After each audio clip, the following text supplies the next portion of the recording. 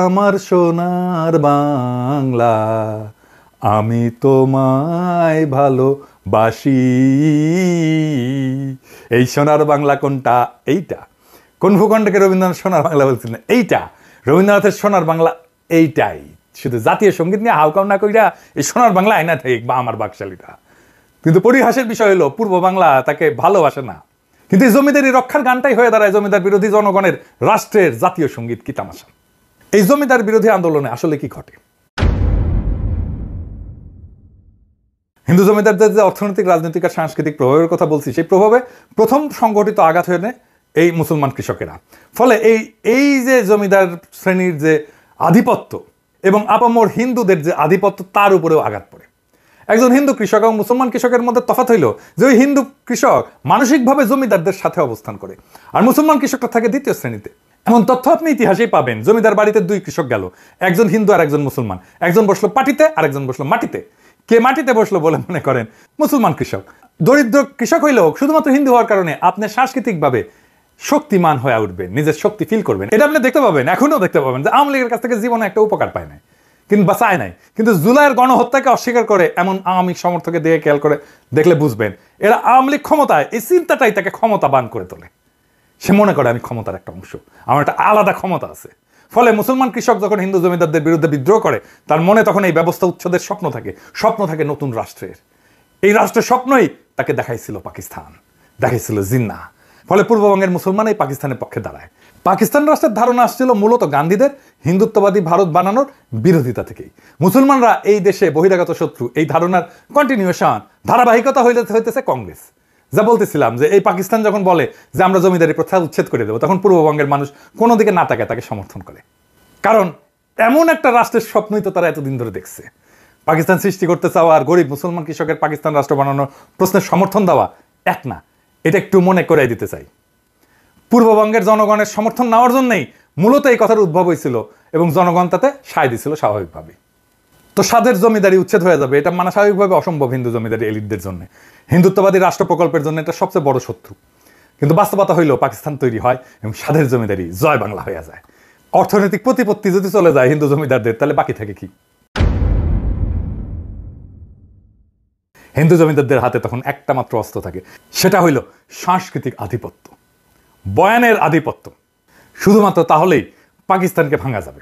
পাকিস্তান রাষ্ট্রে বহু সমস্যার কারণে পাকিস্তানকে সবচেয়ে বেশি সমর্থন করা বাঙালি মুসলমান কৃষকের স্বপ্নভঙ্গ হয় কিছুদিনের মধ্যেই।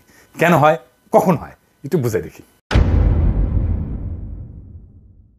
প্রথম হয় ভাষা আন্দোলনে 52-তে। ভাষা আন্দোলন কিন্তু কোনো মাতৃভাষার আন্দোলন ছিল না, শুনলে খারাপ লাগবে, কিন্তু আসলে কেন ভাষা আন্দোলনটা হইল? এইটা ছিল গরিব কৃষকের ছেলের চাকরি পাওয়ার আন্দোলন। জমিদারি প্রথার শিকল থেকে রক্ত দিয়ে বেড়ে আসে কৃষক যখন শোনে রাষ্ট্রের ভাষা হবে উর্দু, অর্থাৎ সে বাংলায় কথা বলার ছেলে, আর সে চাকরি পাবে না, সে বিদ্রোহ করে বসে। 52-র ভাষা আন্দোলন এই দেশের মেহনতি মানুষকে চেনার একটা বিশাল সুযোগ। পাকিস্তান আন্দোলন করে পাকিস্তান বানানো বাঙালি মাত্র 5 বছরের মাথায় রাষ্ট্রের বিরুদ্ধে বিদ্রোহ করে বসে। ফলে এদেশের জনগণ যে নিজের স্বার্থ বুঝে এবং বুঝে নিতে চায়, অন্তত তাকে বেশি দিন মুখে চুষনি দিয়ে চুপ করে রাখা যায় না, সেটা এই ঘটনায় বোঝা যায়। আমি এই জন্যই বলতাম, বারে বারে বলতাম, হাসিনার শাসন টিকবে না, কোথাও কোনো প্রতিরোধ নাই। আমি তখনও বলছি টিকবে না, আপনারা অবিশ্বাস করছেন অনেকেই, বলেন আমি বাড়ায় বাড়ায় বলি, আমি সকাল সন্ধ্যা হাসিনাকে ফেলাই দিই। এটাই আমাদের শক্তি। অনেকে আবার বলে যে আবার ফ্যাসিবাদ আসবে, আসতে পারে, টিকবে না। অনেকে বলে ভারতীয় আধিপত্যবাদ আসবে, আসতে পারে, টিকবে না। অনেকে বলে বিএনপি আওয়ামী লীগের শাসনের মতোই শাসন চালাইতে পারে, টিকবে না। বাংলাদেশের মাটিতে বাতাসে এমন কিছু একটা আছে, এটা মাথা নোয়ানোর না। এটা আমি আপনি না থাকি, বাংলাদেশ আবার জায়গা উঠবে, বাংলাদেশ আবার প্রতিরোধ করবে।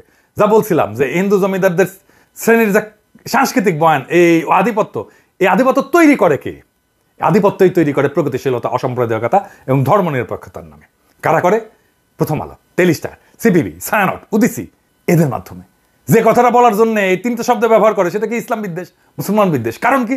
তার কারণ এই মুসলমান তার শখের জমিদারি, তার হিন্দুত্ববাদী ভারত ভেঙে দিছে। ফলে তাদের গায়ের ধরে না পারি, চিন্তার ক্ষমতা আমাদের নিচেই রাখবো। প্রমাণ দিই আপনাকে। যদি জিজ্ঞেস করা হয় একজন অসাম্প্রদায়িক প্রগতিশীল লোক বললে আপনার মাথায় কেমন চিত্র ভেসে ওঠে, আমি উত্তরটা দেবো না। তবে শুধু এটুকু বলবো যে আপনার মাথায় কোনো দাড়ি টুপিওয়ালা লোককে, মুসলমানকে অসাম্প্রদায়িক প্রগতিশীল বইলে মনে হবে না। মুক্তিযুদ্ধের পর থেকে আমাদের রাষ্ট্রের রাজনৈতিক বয়ান যেটা আধিপত্য করতেছে, সেই বয়ানে কি দাড়ি টুপি পরা কাউকে স্থান দেওয়া যায়? ভেবে দেখেন। আমাদের প্রধান বয়ানে দাড়ি টুপি পরা সবাই হলো পাকিস্তানি। এবং জাফর ইকবালদের মতো সবাইকে পাকিস্তান পাঠিয়ে দিতে হবে। যে দাড়ি টুপি আর লুঙ্গির মুসলমানরা বাংলাদেশ রাষ্ট্র বানাইলো তারা এখন এই দেশের শত্রু, আর মালিক হইল কলকাতার সোনাগাছির খাটের যোদ্ধারা। এই দেশের অসাম্প্রদায়িকতা হইল পয়লা বৈশাখে রমনায় সিঁদুর ধুতি হাতে শাখা পইরা মুসলমানদের ছেলেমেয়েদের নৃত্য করা, আর দাড়ি টুপি বোরখার আদম হইল দেশকে জঙ্গি বানাইতে চাওয়া চরমপন্থী ইসলামিস্ট। এই তো প্রগতিশীলদের বয়ানে মুক্তিযুদ্ধ, তাই না? যে গরিব মুসলমান কৃষক জমির মালিকানা আর অধিকারের রাষ্ট্র বানাইতে বহু সংগ্রামে শেষে এই বাংলাদেশ বানাইলো, সেই বাংলাদেশে তারা হয়ে গেল দেশ বিরোধী। খুব মজার ব্যাপার না? আর এই বয়ানের কারিগর কারা?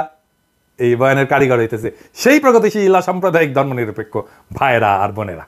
এই বয়ানই তো হিন্দু জমিদারদের কালচারাল ন্যারেটিভের আধিপত্যের বয়ান, যে বয়ান এসে থিতু হয়েছে আওয়ামী লীগের হাতে। ফলে আওয়ামী লীগ হয়ে উঠছে ভারতের একমাত্র বর্ষার স্থল। বিএনপির রাজনৈতিক দেউলিয়াতের কথা উঠতে যে এত বড় ইতিহাস আনতে হইল, ক্ষমা করবেন, এবার বিএনপির আলাপে ঢুকবো। জেনারেল জিয়া হইলেন এই দেশের ইতিহাসের দ্বিতীয় প্রধান রাজনৈতিক ব্যক্তি, যিনি ভারতের সৃষ্ট বাংলাদেশে অনুষ্ঠিত এই বয়ানের বিরুদ্ধে দাঁড়ায় পড়ছিলেন দ্বিতীয় ব্যক্তি হিসেবে। প্রথম ব্যক্তি কে ছিলেন? মৌলানা ভাসানী। অর্থাৎ মুক্তিযুদ্ধ তথা বাংলাদেশের পলিটিক্যাল ডমিনেন্ট বয়ানকে ভেঙে নতুন বয়ান দাঁড় করাইছিলেন জিয়াউর রহমান। তিনি যে খুব শক্ত বয়ান দাঁড় করাইতে পারছিলেন তা না, তবে আওয়ামী বয়ানের বাইরে তিনি আসতে পারছিলেন। ফলে ভারতের হেজিমনির বাইরেও যে এদেশে পলিটিক্স করা যায় সেটার পথ তিনি দেখাইছেন। এমনকি মৌলানা ভাসানী ক্ষমতায় আসতে পারেননি, জিয়াউর রহমান ক্ষমতায় চলে আসছিলেন। সো মৌলানা ভাসানীর চেয়ে এক ধাপ আগায় জিয়াউর রহমান ইন্ডিয়ার কালচারাল ডমিনেন্স পলিটিক্যাল বয়ানের বাইরে নতুন একটা রাজনৈতিক চিন্তা দেখাইছেন এবং সেই চিন্তাকে ক্ষমতাশালী করে তুলছেন। আজকের বিএনপির অবস্থা কি?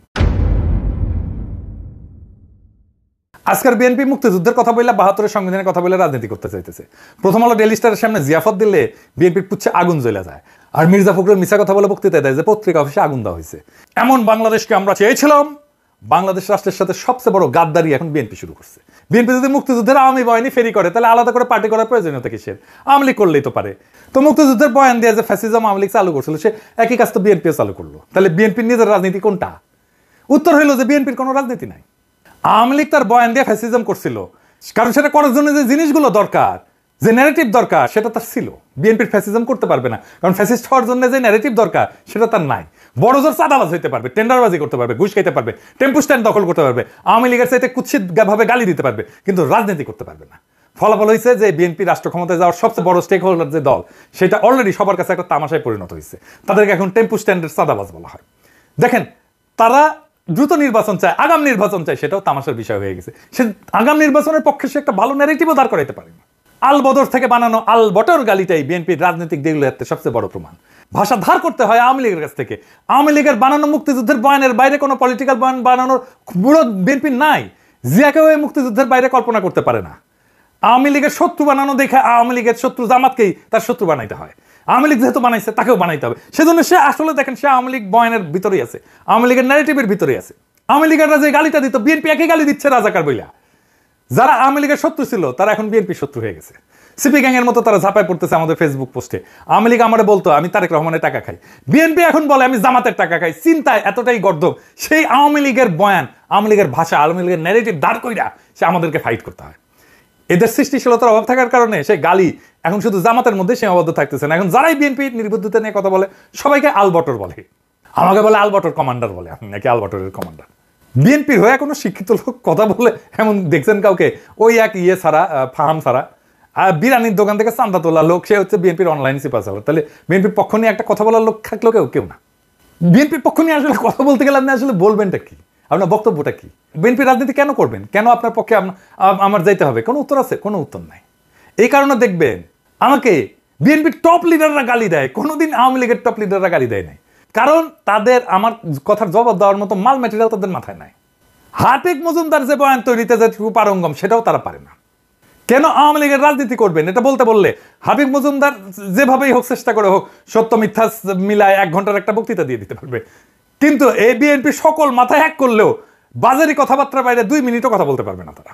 চ্যালেঞ্জ দিলাম, পারলে কইরেন। পারলে তো হাসিনার বিরুদ্ধে বয়ান আপনারাই তৈরি করতেন, আপনারা তো করতে পারেন নাই। বিএনপি জনগণের উপরেও ভরসা পায় না, তাই ওয়াকারের কোলে গিয়া ওঠে, ইন্ডিয়ার সাথে নেগোশিয়েট করে। যে বাংলাদেশ তাদের নেতা হিসাবে বরণ করে নিতে তৈরি ছিল, সেই জনতা মুখ ফেরায় নিচ্ছে তাদের থেকে। বিএনপির এই রাজনীতি আত্মঘাতী।